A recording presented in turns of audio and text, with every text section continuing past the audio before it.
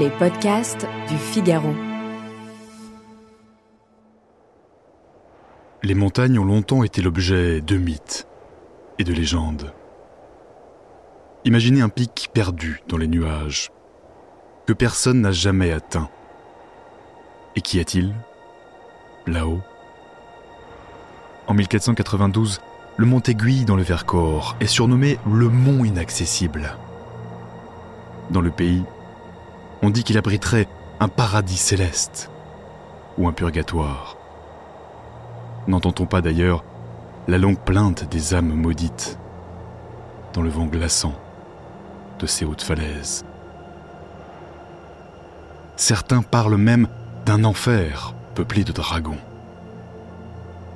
Mais Antoine de Ville n'est pas impressionné. Ce capitaine du roi Charles VIII est un guerrier valeureux. Il a combattu en Lorraine, mené 400 soldats à la bataille. Pas une forteresse ne peut lui résister. À ce détail près que la forteresse devant lui, de plus de 2000 mètres d'altitude, n'est pas d'origine humaine. Au fil des siècles, les pics, aiguilles, pointes et dômes qui composent les sommets des Alpes ont été apprivoisés par de nombreux alpinistes, dans des ascensions parfois tragiques, toujours glorieuses. Dans cette série de podcasts, le Figaro retrace les grandes ascensions qui ont marqué l'histoire de l'alpinisme, de la performance sportive jusqu'à la conquête des plus hautes montagnes. La conquête des Alpes, une série originale du Figaro. Épisode 6, l'ascension du mont Aiguille, les débuts royaux de l'alpinisme. En ce mois de juin 1492, Antoine de Ville examine son adversaire. On ne lui a pas menti, ce pic paraît imprenable. Mais cela n'est pas de nature à décourager le capitaine, bien au contraire, il est galvanisé par l'exploit à accomplir. Cet homme, d'une quarantaine d'années, est originaire des Vosges. Il a été nommé capitaine dans l'armée royale. Après les guerres contre les Bourguignons, il s'est illustré sur le champ de bataille, notamment en Lorraine et puis en Italie, au point de recevoir le titre de duc de Monte Sant'Angelo. En tant qu'officier du roi Charles VIII, il était chargé de mener l'ascension du mont Aiguille et, pour reprendre les mots de son ordre de mission, de faire essayer si on pouvait y monter. Le but est simple, prouver au monde connu que rien n'est inaccessible à la couronne de France. Ce fameux mont inaccessible a en effet été érigé en merveille du Dauphiné. On imagine à son sommet la présence d'un paradis ou de créatures maléfiques. Même les chasseurs de chamois, plus prosaïques pourtant, parlent de lavandière céleste qui résiderait sur le long plateau des versants qui couronne sa cime. Depuis le sommet d'une montagne voisine, on peut, c'est vrai, apercevoir des langues de neige, comme de longues drapées, étendues sur le sol. Mais Antoine de Ville n'est pas captivé par la poésie des hauts sommets. Il n'est pas un montagnard ou un alpiniste des temps modernes, c'est avant tout un soldat. Il s'agit pour lui de réaliser un exploit technique. En cet été 1492, le valeureux capitaine est bien décidé à voir ce qui se cache sur le mont Aiguille. Il entame l'ascension avec des techniques militaires. Durant plusieurs mois, il se prépare à livrer bataille. Il étudie les approches possibles. La pente est raide, la roche taillée dans du calcaire et des sédiments désagrégés s'écoulent depuis les falaises. Le capitaine décide finalement de gravir ce pic à l'aide de structures en bois. Il fait fabriquer sur place des échelles en mettant à contribution des habitants de la région. Problème, il va lui falloir près de 2 kilomètres d'échelles. Antoine de Ville n'est pas seul dans cette expédition. Il est heureusement accompagné par un groupe de 8 spécialistes. Un écheleur du roi notamment, ainsi qu'un tailleur de pierre et un charpentier pour agrandir les plateformes naturelles et ainsi créer des niveaux. Ces hommes construisent peu à peu un formidable échafaudage. Des centaines d'échelles en bois sont hissées sur la paroi à l'aide de cordes et de monte-charge. Le défi est de taille. Les compagnons doivent parvenir à emboîter les échelles sur une plateforme d'1 mètre de profondeur, en évitant, bien sûr, de les mettre trop à la verticale pour ne pas les faire basculer. L'opération est plus que délicate. Antoine de Ville pense-t-il à toutes les croyances locales pendant qu'il grimpe les échelles une à une ? L'officier du roi est surtout obsédé visiblement par la gloire de planter au sommet la bannière du roi Charles VIII et par le fait de conquérir un nouveau territoire pour le domaine royal. Car si l'étendard aux 3 fleurs de lys peut voler en haut de ce mont soi-disant inaccessible, pourquoi n'irait-il pas ensuite jusqu'en Italie ou même jusqu'à Jérusalem ? Le roi Charles VIII lui-même parle de croisade. Il rêve de reconstituer des États latins d'Orient. Caprice de prince ou ambition céleste, selon le point de vue. Toujours est-il que cette ascension est bien différente des autres. L'objectif, ici, est aussi politique. À cette époque, toutefois, on ne sait rien de ces lointains sommets immaculés des Alpes, encore moins de celui du Mont-Aiguille. Aucun regard ne s'attarde sur ces pics glaciaires où toute forme de vie est absente. Et nos grimpeurs rencontrent plusieurs difficultés inattendues. Le capitaine de Ville parle dans une lettre envoyée au Parlement de Grenoble d'un horrible et épouvantable passage. Mais de ce fameux passage, les historiens ne retrouveront aucune trace, car si l'expédition est bien documentée, on a peu de détails sur l'ascension en elle-même. On sait pour les échelles, le travail de repérage, l'équipage sur place, mais personne ne sait, plus de 500 ans plus tard, par où exactement est passé Antoine de Ville. Après plusieurs jours d'ascension sur la falaise, le capitaine et ses compagnons débouchent enfin au sommet, le 26 juin 1492. Un prêtre est là pour attester la victoire et poser acte de notaire. Il décrira dans ses écrits un beau pré, et même le plus beau lieu que vous vîtes jamais, des chamois et un grand nombre de fleurs dans le dit, préparées de diverses couleurs et d'où émanent divers parfums. Le prêtre évoque aussi des fleurs de lys, comme si la montagne elle-même rendait hommage au roi, qui pour la première fois revendiquait son territoire.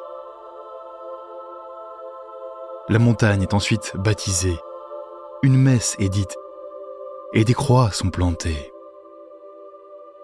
Antoine de Ville et ses compagnons restent plusieurs jours au sommet. Ils bâtissent même une petite maison de pierre sèche. Des visites se succèdent alors, celles de seigneurs et de soldats des environs, témoignant de la robustesse de cet échafaudage installé par les hommes d'Antoine de Ville. L'événement dans les parages est retentissant, mais les guerres d'Italie font rage et le roi Charles VIII meurt précocement. La conquête du Mont-Aiguille passe alors au second plan et sombre rapidement dans l'oubli.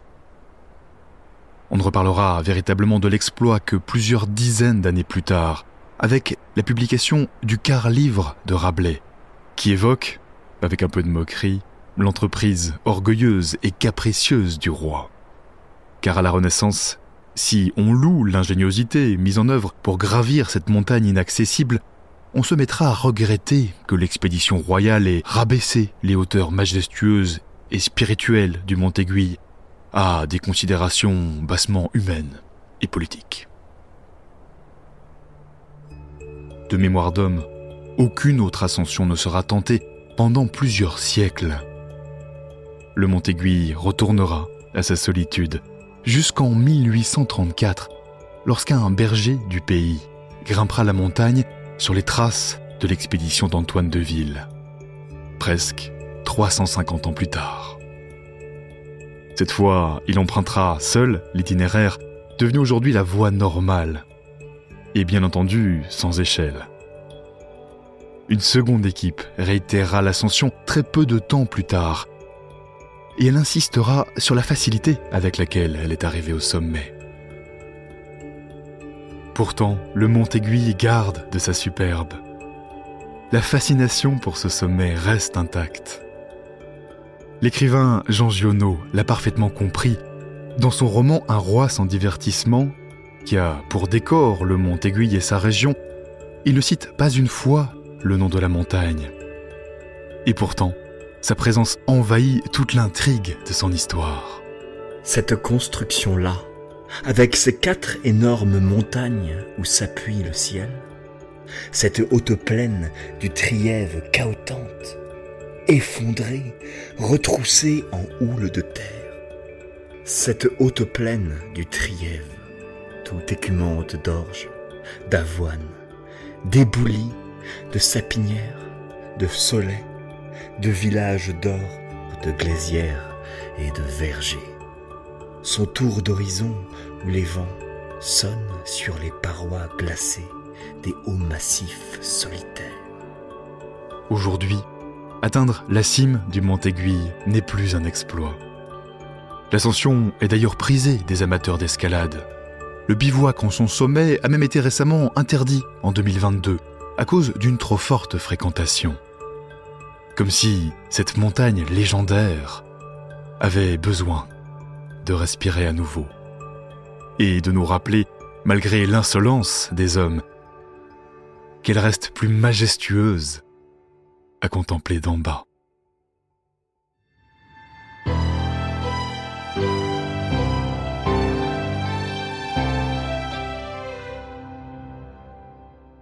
Bonjour Stéphane Gall.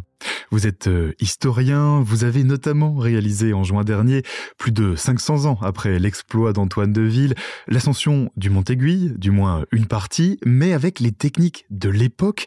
C'est un projet sur lequel vous avez travaillé plus de 2 ans. Quel était l'objectif d'une telle reconstitution ? Bonjour.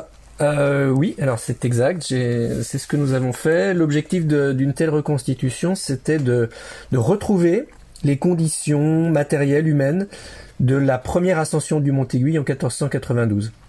Et l'idée, c'est en quelque sorte de faire de l'archéologie expérimentale ou de l'histoire expérimentale en se servant d'équipements tels qu'on en avait en 1492, d'échelles en bois, et de voir ce que le fait d'utiliser ce genre de matériel produit sur le corps, les impressions qu'on peut ressentir, les contraintes qu'on peut avoir, de manière à comprendre ce qu'était l'escalade à l'origine, qui se faisait avec des échelles et non pas avec des cordes et des pitons comme on le fait aujourd'hui.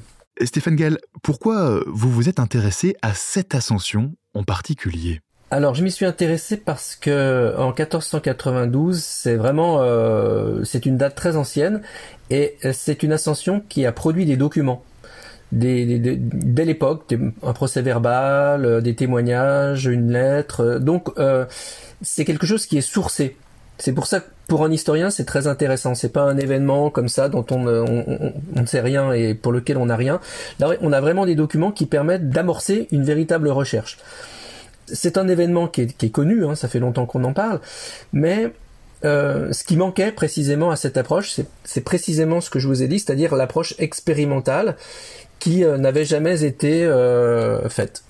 Et c'est dans cet événement donc officiel du 26 juin 1492, certains ont pu y voir la naissance de l'alpinisme. Alors, je ne sais pas si c'est vraiment la naissance de l'alpinisme, mais en tout cas c'est sûr qu'on est aux origines de l'alpinisme tel qu'on le pratique aujourd'hui. Pour vous, qui l'avez donc vécu, quels étaient, Stéphane Gall, les grands défis de cette ascension, si on se remet dans les conditions de l'époque, en 1492 ? Alors, je pense que d'emblée, c'était effectivement un défi. C'est-à-dire que pour un homme de l'époque qui savait escalader, c'est-à-dire qui savait utiliser des échelles pour les mettre sur une paroi de muraille, d'enceinte, se retrouver face à une paroi verticale de 200 à 300 mètres de haut, je pense que là, ça dépassait tout ce qu'il avait pu expérimenter jusqu'alors. Donc c'était vraiment quelque chose de très très impressionnant. Et il a sans doute dû se poser des questions et hésiter peut-être sur ses capacités à déployer des échelles, puisque c'est ce qu'il savait faire sur une telle hauteur. Et après, la difficulté, ça a été celle-ci, c'est-à-dire avec les moyens de l'époque, c'est-à-dire des échelles, de fabriquer des échelles suffisamment nombreuses, suffisamment solides, suffisamment de taille adaptée. Et ça n'a probablement pas suffi, c'est-à-dire qu'aux échelles, on a dû ajouter probablement des plateformes, comme on en utilisait pour les constructions civiles ou militaires de l'époque, les bâtiments, les cathédrales, les châteaux. Donc ça, on savait faire. C'est pour ça qu'Antoine Deville ne s'y est pas pris tout seul. Il n'est pas arrivé, il a pas du tout fait une escalade en solo, mais il s'est entouré d'une équipe d'experts, dans laquelle on trouve un charpentier, justement, un tailleur de pierre, un écheleur du roi, c'est-à-dire un militaire qui sait utiliser les échelles. Et puis, alors il y a d'autres personnes, mais il y a aussi 2 religieux, un théologien et un prêtre, qui montrent que c'est une aventure un peu dans l'inconnu, et que pour se prémunir ou se rassurer face à cet inconnu, on recourt à des religieux, des spécialistes du mystique, du mystère, qui vont pouvoir être là pour des prières, pour expliquer peut-être un petit peu l'inexplicable qui attend Antoine Deville au moment où il entreprend son ascension. Pour revenir au contexte, pourquoi le roi Charles VIII était-il si décidé à l'époque à conquérir cette montagne ? Oui, c'est une question un peu mystérieuse. C'est le fait qu'un roi, un très grand roi de l'époque, puisque la France est parmi les royaumes les plus puissants de l'époque, qu'un tel roi s'intéresse à une montagne, c'est tout à fait inédit, parce qu'il ne va pas chercher à débusquer un ennemi, il n'y a pas d'enjeu stratégique. Donc l'enjeu, il est surtout symbolique et politique, en fin de compte, c'est-à-dire que cette montagne, c'est pas n'importe quelle montagne, c'est une montagne qui est qualifiée d'inaccessible et qui est connue dans la littérature savante, érudite de l'époque en tant que telle. Donc, quand le roi en 1490 se déplace en Dauphiné et qu'il voit cette montagne, il se pose la question de savoir s'il n'est pas possible que ces spécialistes de la verticalité, ces écheleurs, ne puissent pas grimper au sommet. Donc il pose la question, est-ce qu'il serait pas possible de grimper au sommet de cette montagne ? Et à ce moment-là, donc, ce qui est intéressant, c'est qu'on a vraiment un défi entre un roi et une montagne. Enfin, comme une sorte de duel entre un roi et une montagne. Et la bataille qui va se livrer, c'est une bataille contre la nature, en quelque sorte. Et quand il parvient au sommet, il va pouvoir dire à son roi, Charles VIII, qu'il a vaincu l'inaccessible. Et pour Charles VIII, c'est une victoire personnelle, c'est une victoire politique, puisqu'il va, en tant que roi de France, très chrétien, pouvoir se convaincre que il peut vaincre l'inaccessible. Il l'a fait au Mont-Aiguille, et qu'une fois cet inaccessible vaincu, cet impossible vaincu, eh bien peut-être qu'il peut s'autoriser des ambitions qu'il va très rapidement d'ailleurs mettre en œuvre, réaliser, c'est-à-dire faire la conquête du royaume de Naples, et une conquête qu'il espère voir aboutir même jusqu'à Jérusalem, puisque le roi espère conduire une croisade qui va le conduire jusqu'à Jérusalem. Alors c'est le personnage clé de cette histoire. Qui était véritablement le capitaine Antoine Deville au fond ? Pourquoi s'est-il lancé à l'époque dans un tel défi ? C'était un défi un peu fou. Oui, alors c'est une bonne question parce qu'on a des documents qui ont été produits à l'époque, donc on connaît certains aspects de cette ascension, et paradoxalement, il y a beaucoup d'éléments qu'on ne connaît pas, qui nous échappent. Et notamment, Antoine Deville, on a certaines informations sur lui, mais très très fragmentaires. Donc ce qu'on sait, c'est qu'effectivement, il était capitaine de Montélimar à l'époque, qu'il était lorrain, c'est pas du tout quelqu'un qui vient de la montagne, donc c'est pas du tout un montagnard. Sa spécialité, ce sont les échelles, c'est pas la montagne. Et ce qu'on connaît de lui, c'est surtout finalement l'histoire qui va suivre, c'est-à-dire à partir de 1494, lorsqu'il part faire la guerre en Italie, aux côtés du roi.